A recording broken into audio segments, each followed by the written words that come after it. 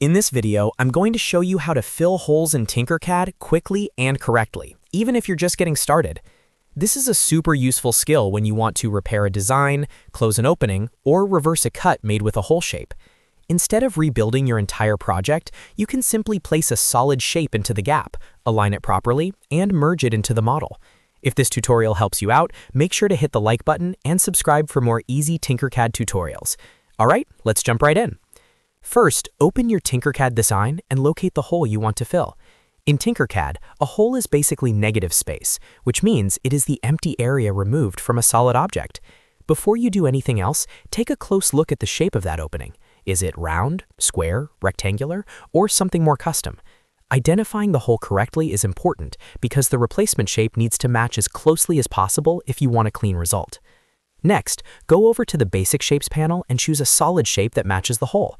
For example, if the hole is round, pick a cylinder. If it's a square opening, use a box. The goal here is to use a solid object that can occupy the exact empty space.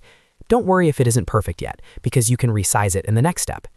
Now drag the solid shape into the hole area. Try to place it roughly where the gap is located. At this stage, you are not trying to make it perfect right away. You just want the new solid to sit inside the opening so you can work on the fit. If your design has multiple parts, make sure you're selecting the correct hole and not accidentally moving the entire object. After that, it's time to align everything. Select both the original object with the hole and the solid shape you just added. Then press L on your keyboard to open the Align tool. You'll see alignment dots appear around the selection. Click the center dot so the new solid shape lines up perfectly with the hole. This step is very important because even a small misalignment can leave a visible edge or an uneven surface. If the shape still doesn't fit exactly, resize it carefully. You can use the corner or side handles to adjust the dimensions visually, or you can type in exact measurements if you want a more precise fit.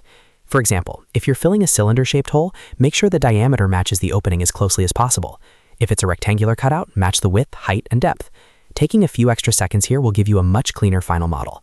Once the shape is positioned and sized correctly, select both objects again and click the Group button at the top, or use Ctrl+G on your keyboard. Grouping combines the solid shape with the original object, which effectively fills the hole.